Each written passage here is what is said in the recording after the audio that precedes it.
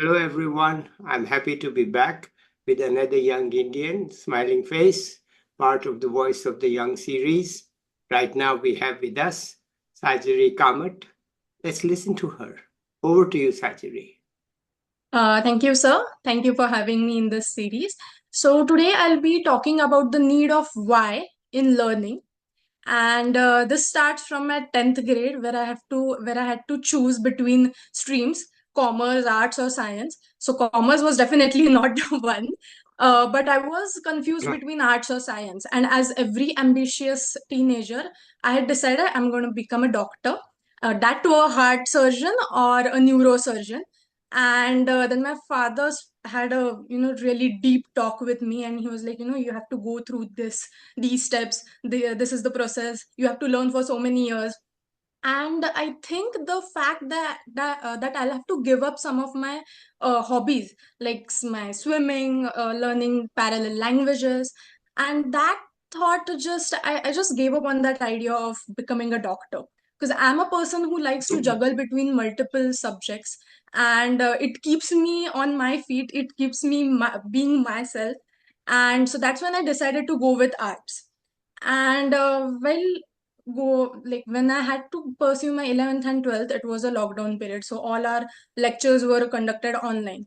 And I remember going through finishing my 11th standard, where the teachers were just reading through the books and those PPTs. I wasn't understanding anything, and I just finished my 11th grade writing a Google form as my terminal exam.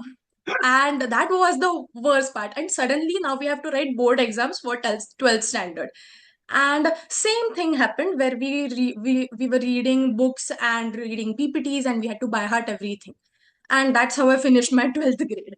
When I started at Gokhale pursuing my BSc Economics, during our first lecture, our professor, Dr. Ashish Kulkarni, he said, you need to ask a simple question while learning any subject, any language. तो मैं क्या करूँ? What should I do then? Fine, I'm learning this concept. Fine, I'm learning this theory. उसके बाद क्या? I'm supposed to apply it somewhere. So you need to ask this question to each and every theory, subject, whatever you do in life. And that's when it struck me. I don't know तो मैं क्या करूँ of my 11th and 12th standard. So now I have to start asking myself, तो मैं क्या करूँ? And that's when I realized how teaching has to evolve as the generations evolve. Today's generation, especially ours, needs answers to why. Like, why should we learn trigonometry? If I'm standing under a tree, am I gonna, calculate, acha, ye yahan girega, I'll just shift now. No, I'm gonna just shift. So, I think the need of asking why is really necessary in today's teaching relationships. And this is something which I realized, especially when I started teaching to students. So, when I started teaching German first, I wasn't really sure about myself, because as a 20-year-old, you feel, you don't mess up the kid's future. The kid should not, lose interest in that language or a subject, whatever it is. So that's when I used to ask that person again and again, are you understanding? Is it fun? Are you finding it really interesting? And then I started getting feedbacks from parents, they are really enjoying it, they're completing their homework and everything. So once the kid starts finishing their homework on their own, it's for sure that they're really enjoying the subject. And this was for language. Language is a bit different to teach when it comes like other than subjects like conceptual subjects or theoretical subjects. But last year I started teaching economics to an 11th and 12th grade student. And that's when I realized I haven't even read the textbook of 11th and 12th standard because of the lockdown period. Mm. And I started explaining him as I would like my professor to teach me. So Yeah, I started explaining him instead of giving facts, because 11th standard is all facts, factual based. How is the unemployment going? How is yeah, the poverty going on and everything? So there's nothing, not even the laws of demand and supply, nothing is there. It's all factual. So yeah. of course it's going to be boring for that kid to, just by heart through that. So I started giving them graphs. I started showing him reports, actual reports, case Mm, screenshots, so mm, that he visualizes everything. Mm. And they have a full paragraph where they, by heart the trend, how was the unemployment rate going on. Mm. And the teacher in college just asked them to, by heart these names. Yeah. And I was like, you can't by heart these things. It's a graph. You need to visualize it. If it's a Yeah. graph and if you can visualize it, you are able to tell a story. That's Right. all you need to do. Right. So that's when I started doing that. And fortunately, he was able to understand it and he took interest in that subject, in Mm. economics, especially. Mm. And so still, even in our college, there are, I would say, few professors, not even, I mean, countable professors who, just go through the PPTs, Yeah. who will just read the PDFs. Yeah. We don't understand anything. Yeah. If we just have to read the PPTs or Yeah. PDFs, you can just do it at home. Why bother Yeah. coming to college in the first place? Correct. So I think it's necessary that professors reach out to students and they say, what's iska application exactly hai kya? So Mm. you have a theory right now. Even we have a lot of subjects where, they give us theory, they teach us the theory, and then in papers they ask us applications. Iska application kya hai? And that's the way it should be. You will understand if the student is getting whatever is being taught in class, Mm. if it's being applied somewhere. Mm. And so I think it's really important, especially when we are in the age of revolution, industrial Yeah. revolution, Yeah. where AI is booming, where Yeah. we have chat GPTs, where for data science ke subjects mein, you will just ask chat GPTs the codes and it will give you, and then if you put your assignments ke marks are pakka. So I think in this era, it's important for professors to evolve according to the need of technology, innovation, Mm. human behavior, Mm. not to lose out. Like, I especially lose out a lot of interest if I don't understand that subject. Mm. So one of the major reasons that I get bored when like listening to history lectures, geography lectures, I get bored as in I sleep because they are just reading things. Yeah. And once I had an opportunity to attend a history lecture at one of the US universities. It was fully online. But the way with, or the style with which he was telling it as a story, I was surprised. I was awake throughout the 3 hours ka lecture, which is which is an achievement for me as a person who doesn't like history. So I think the more you understand how your mob is, the more you understand how your generation, the people you are dealing with is, it goes much easier to teach. And the more, if you have a perspective of not teaching as a passion and not just as a Yeah. medium of earning money, it Yeah. goes easier. So this is something I adapted myself to. So I started teaching high school students German, and then I've switched to working professionals. So this was a varied range of ages and completely different sectors. But you should be able to understand their aims, their goals. Students, in case of students, you need to cultivate an interest, and it's all about marks. For working professionals, you need to cultivate the language as a means of communication. It's nothing related to marks. So you need to give them social cues and everything. But last year, I started teaching kindergarten kids German, which was surprising for me when the opportunity came, because 3 and 5 year old students, how are they going to learn a foreign language? But I was surprised. These kids are adapting more to the language than older kids. So, and it's really fun. It's fun teaching these kids because they ask those questions. Why this article is used and why not that article? Why should I pronounce it this way and why not that way? So, these are the whys that you need in life. Why did I choose this and why did I not choose this? And something which all of my relatives or most of my relatives keep on asking me, economics ke baad kya? Even I don't know what after economics, but that's something I just leave it up to life in general. But when they ask me why economics, I'm happy, or I'm rather grateful that I have a concrete answer. So when I chose arts, I was again confused between psychology and economics. And then I switched to economics because I felt that it is a multifaceted subject which covers, it has quantitative economics. So it covers maths and calculus or statistics. It has behavioral economics. So, psychology again comes in play. It deals with health economics. So again, health is there. So economics touches each and every field. And I think that's something that, excites me when when you are an all-rounder as a subject. So that's one of the major reasons why I chose economics. And when I tell this to people, they're like, now, aren't you lost? But isn't being lost the whole point of life in general? You don't have it planned out. You don't have it planned out from the beginning. When you take birth, it's like, I don't know what I'm going to do the next day. And now you're asking me, next अगले साल क्या करोगे? So I think as long as you know your why, and as long as you are satisfied with your why you chose this and why not that and everything, it's all easier, and it's all simple the way it is. And this is so one of the major reasons why I started learning languages, multiple languages, so German and Japanese, geographically contradicting languages, was because I wanted to understand human behavior in general. So how these are completely contrasting economies and completely contrasting people. Germans are very their language is pretty harsh and arrogant, even if they are, saying probably sorry or something, I like you, or some these phrases, it still feels harsh to a third person. But Japanese, me, even if you're scolding that person, it still feels, oh my god, this is such a lovely person.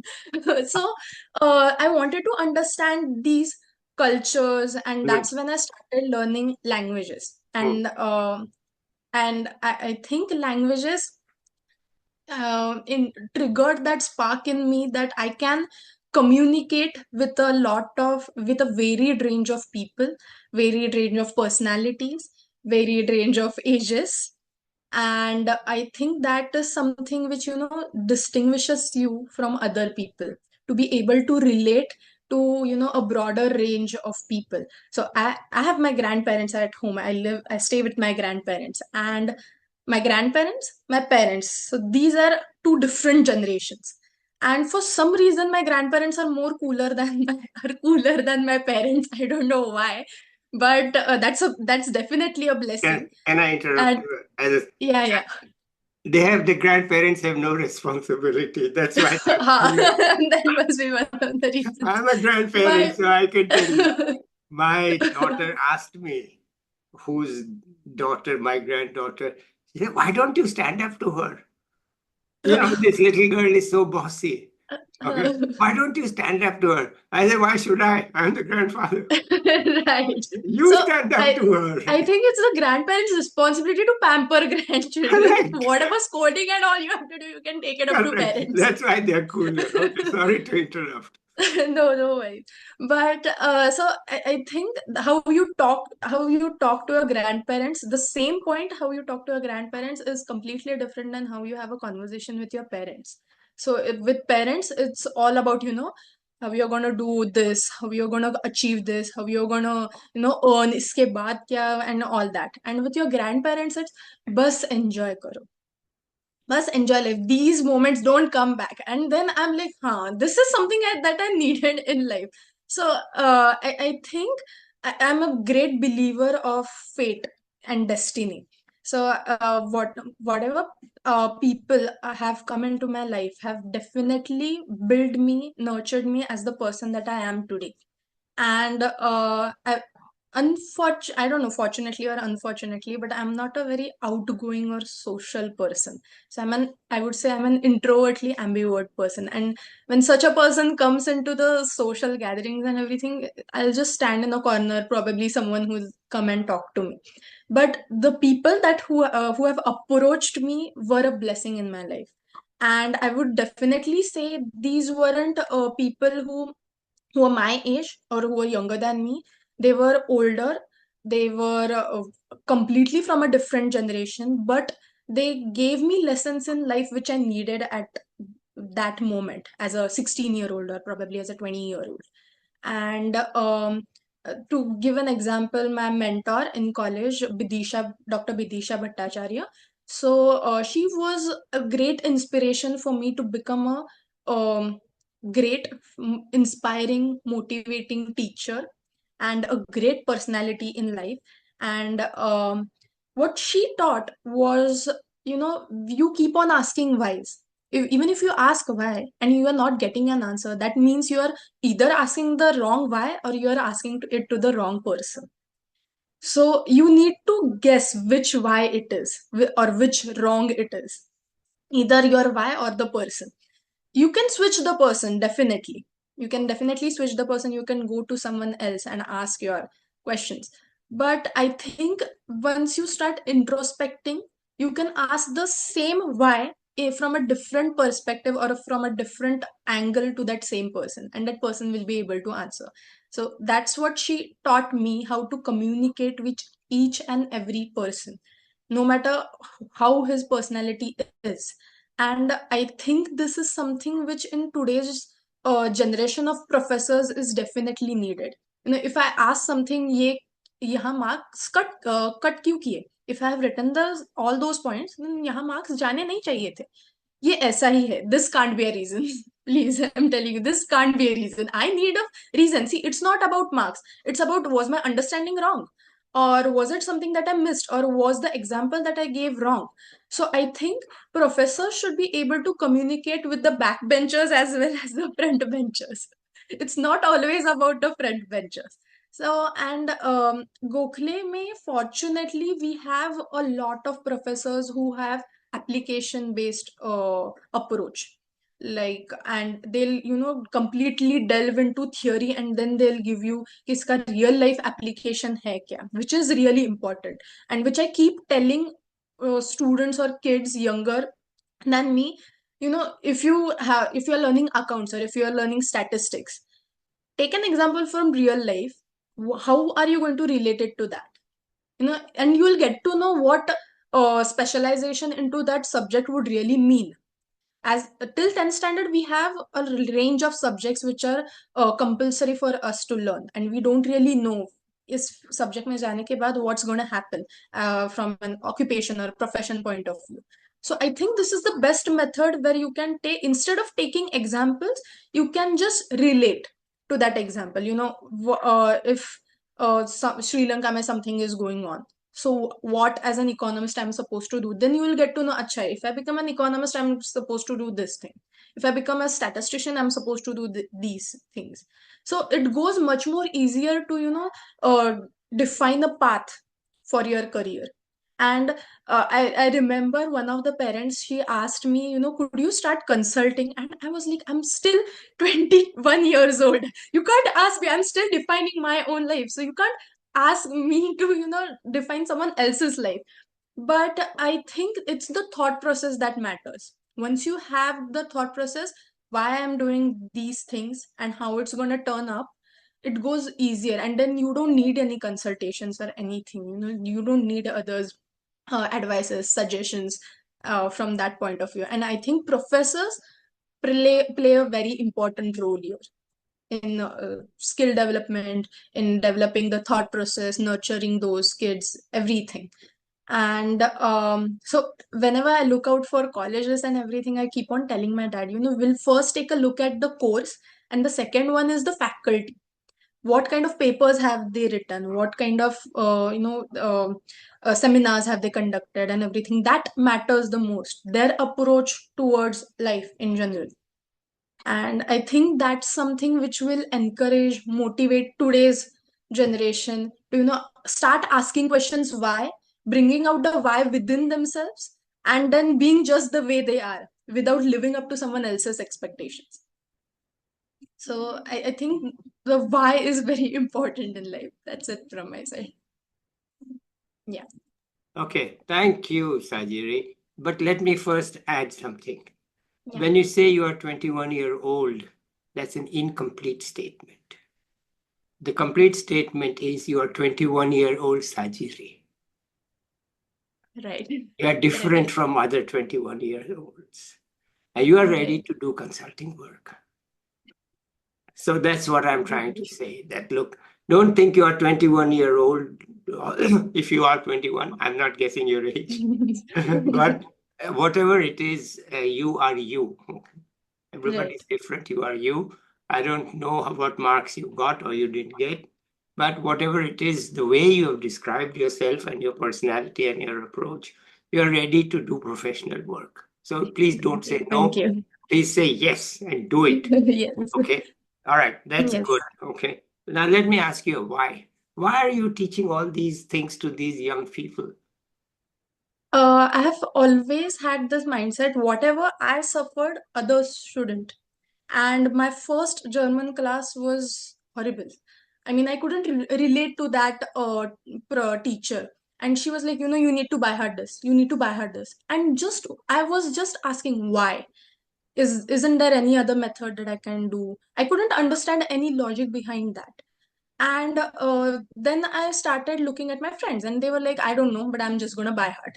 Ratta mar. And I hate that phrase because I just can't ratta mar anything. It's all Yeah. about logic for me. Yeah. So that's when I realized, I need to start, I need to start being that person who I wanted at that time. So if my teacher would have been really great, and I don't I mean, I failed my second level of German. I've completed four. Last month I passed my fourth level, but I failed my second level of German, and that was because my basics weren't clear, Yeah. and that just irritated me a lot. Second level isn't a level where you fail. You will probably fail at fifth or sixth or something Yeah. like that, but Yeah. just the second level. And so I was quite irritated with that, Yeah. and that's when I started working on my basics. I went to Google channels, Yeah. I went to German professionals who taught at Max Miller and everything. I started communicating with them in German, and that's when I realized each person needs a different teaching pattern. So you need a curated. So I have these PDFs of worksheets for each kid, but I never share those worksheets because it's different for each person. For someone, one grammar pattern is different, and for the other one, the probably the most simplest one is the most difficult one for them. So I'm not saying for a class of 60 professors should curate, but at least that there are a group of people who need these worksheets. There are a group of people who find this difficult, and you could just generalize that in your syllabus. So that's when I realized, I should start teaching people, reaching out to them so that they know, there are not every professor is this way. Yeah. If you start asking the right questions, if you start asking them, I'm not just gonna buy heart. I need logic behind this. So that's when it motivated me to start teaching students. Okay. You said you didn't become a doctor because you didn't want to give up your hobbies. Tell us about them, since you haven't given them up. I was into athletics from I guess first grade or second grade, and then I had a major injury and I stretched my ligament, and the doctors told me I won't be able to run or even walk. But I was like, I'll be able to walk. Running is gonna be difficult. I understand. That's when I started swimming as a rehab, and then within 6 months I enjoyed that sport. And then I guess in a year or so I started achieving medals and everything. So I was like, great, let's keep Don't it. say medals. Tell us about them. So I remember my first competition. So this was me as a beginner, where you don't have those competitive costumes, Olympic costumes, and I had those costumes which small girls will wear, which have frills and everything. And during that competition, everyone was like, she's gonna just participate and go home. Even my coaches had the same approach. Even I had the same approach. Forget coaches. I had the same approach. I'm just gonna swim a lap and I'm gonna get out. And I swam that lap, and I don't know what suddenly happened, but I was like, that girl is faster. Even I can be faster. And that's when I realized, oh my God, I'm able to apply my, strength, use my kick power. And when I finished, I came in second, and this was for district level federation competitions, and no one was expecting this. And that's when my coach started screaming from the podium, you came in second, you have been qualified for your states and everything, this is a big thing. And I still didn't realize I don't know. ठीक है, it's just a middle. I was in chaos, complete chaos. I just didn't realize what exactly happened. And that's when it started, when I realized I have that competitive spirit in me. I just can't see myself losing. And I have that competitive spirit in me. That's when I realize, I need to be in some sport. Doesn't matter what, but some sport. And I had tried my hand at badminton and tennis and everything, but I wasn't enjoying it much. I think it's the introvert in me that enjoyed swimming because it's a very lonely sport. You're just with the water, the lane below, and it's just you don't talk to anyone, you can't talk in water, so it's just you. And that's when my competitive journey started. And it was fun managing my studies with swimming, because for some reason if I didn't swim that day I would forget what I had studied that day. So before the exam people normally don't go for a swim or for whatever practice. I had to go for my practice because then I would forget. So now it's a habit. If I don't go for a swim I forget whatever I have studied. So that's when my competitive journey started, as a in swimming as passion. And then after 10th, obviously, as every Indian student, I had to choose between my sport and academics. And I'm a very risk averse person. So I was like, sport is something I'll have to give up, I'll have to stop at an early age of my life, but studies are going to be with me for throughout. So that's when I said I'm gonna keep swimming as a hobby and I'm gonna go ahead with my academics. So haven't you picked up some new hobbies? Um, I'm a I'm a paint. I love to paint, and so I keep on painting on weekends. And I tried my hand at canvas, so I oil paints, Hmm, posters, watercolors, you name it. I've tried hmm, everything, hmm. but I never really gathered the courage to give exams. More than courage, it was all about, this is my hobby, so I don't want to be competitive in it. I want at least one field in my life where, I'm just painting, I'm just Hmm, drawing lines according to my Sorry. wish, whatever I feel, my Hmm, imagination. hmm, And because I remember till 8th or something, I used to play harmonium, and hmm, uske bhi I give exams. hmm. So I want at least one field in my life where I'm not preparing for any syllabus, I'm not Yeah. preparing for Hmm, any technicalities, anything. I hmm. just want it to be, free. Okay. All right. Wonderful. All right. What tips do you have for young people? You said, 11th and 12th people or first year BA, because now you're now what, in third year Yeah, or last year. last year. Yes. So, you must have some ideas for those people who may be not so clear as you were. So why don't you talk to them? Not to me, but to them. I think, you should say yes to everything, no matter what. Hmm, Say yes to everything. Whatever knocks your door, say yes to everything. hmm, Because you're going to be underestimating yourself always. hmm, Like, I felt I won't be able to teach those kindergarten kids. And I was like, no, let me try this. And on the first day, it was just fun. So you never know what's the worst part that could happen. It doesn't work out, but that's something you already know. What you don't know is if you don't know how to fail. hmm. So that's the part which you don't know. And Yeah. that's some so I would always tell people, say yes to everything, no Hmm, matter what. Say yes hmm, to everything. If hmm, it's within your limits, say yes to everything.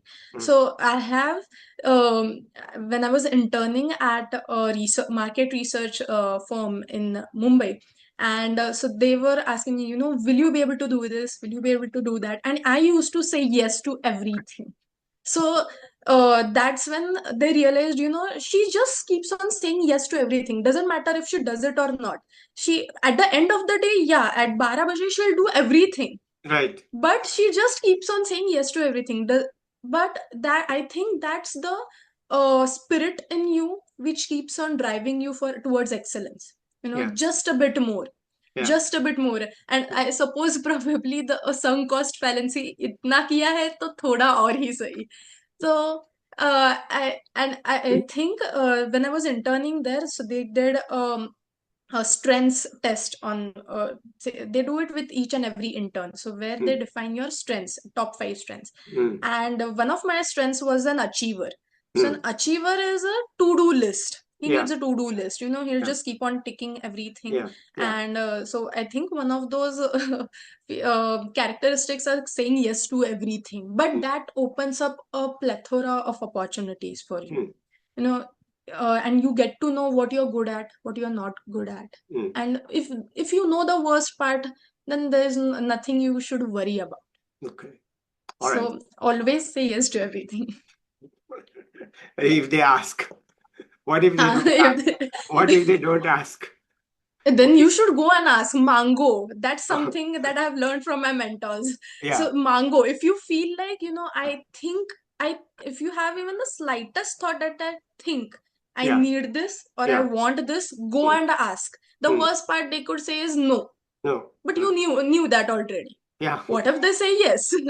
No. So if they ask, say yes, and if they don't ask, mango. Mango. Yeah. That resonates with me. So that's great. Anything else you want to add here?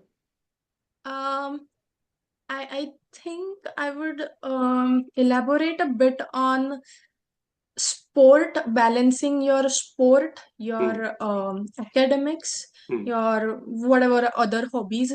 Mm. It's not a task.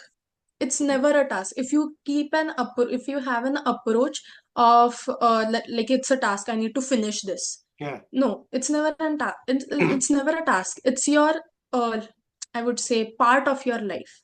Yeah. So whenever people ask me, why do you need to do all these things? Yeah. Because for them it's things. For me, it's my lifestyle. I love doing that. If Yeah. I have to focus on one thing at a time, probably I won't. Yeah. And if I have two things at a time, I would, completely focus, because I know I have limited time, and then I'll work on it Mm. efficiently. Mm. So whenever you have to convince your parents, I don't want to give up my sport. Mm. What you could do is, results always speak. Yeah. So you need to give them results in each and every field. I'm not talking about those medals, I'm not talking about the CGPA, I'm talking about your progress. My Yeah. CGPA last year was probably 8, this year it's 8.2. Great, that's progress, that's a result, that's something, that's success for me. At least that's something that I'm talking about. But if I won a bronze medal, and your timings were worse than last year, bronze medal is of no value here. If your timings are less, like you bettered your timings, then I'll talk something about results and success and everything, even if you don't get anything. So it's not always about results, medals, it's about yourself. You need to start thinking about how you progressed, how you were, and how you are right now. And once you have that mindset in you, I'm going to prove myself to myself, not myself to other people. Yeah. Yeah. It goes easier. Yeah. Because when you start proving yourself to other people, it goes difficult, and then you end up, what if this doesn't happen? And then you are anxious, fully stressed, and then it all messes up. So you need to start proving yourself to yourself. Arey, ye itna aasan tha, you could have done it easily. So once you start having that approach, doesn't matter what others are saying, how others judge you and everything. And you have this is something I learned from those Chinese and Japanese and Korean dramas a lot, where you need to enjoy every moment of your life, and rather than being in a race every time. Whenever I'm on the block, I'm thinking, I need to better my timing. Yeah. So he is going ahead, that person is going ahead. No, these are all wrong thoughts. I need to better my timing. I need to better my stroke. I need to keep that streamline and everything. And once you have that thought process, it goes a lot easier to enjoy doing that. You won't look at it as a task, subah utna hai, and then you have those trade-offs between, should I stay in a cozy blanket or go to pool in the freezing winter and everything. So then you don't have these, you don't have to choose between anything. You're able to balance it out. I'll do this, then do that, probably. Then Okay. it goes a lot Wonderful. more. All right. And let me just say that you have validated my reason for starting this channel. Because, the channel came out, like you said, you never planned. 2 years ago, if somebody had asked me that, are you going to have a video channel for young people in India? I would have said, I'm not mad, you must be mad. Where in my life have I done such things, right? Never. Okay. But you never know. You never know. Yes, So, absolutely. the purpose of the channel was to give young Indians a chance to speak their mind, not to be asked questions, not to be guided. Just say what's on your mind. Why Yeah. not? The technology is there, and you are all qualified. And when I contrast what you are doing with what we were doing when we were your age, we did nothing. We just wasted our time. But there was nothing to do. Okay, Right. there was But this is a really good thing for us. I think I remember we had this poem, please say, in 10th grade, please say. And in the last paragraph, the poet says, please just listen to me.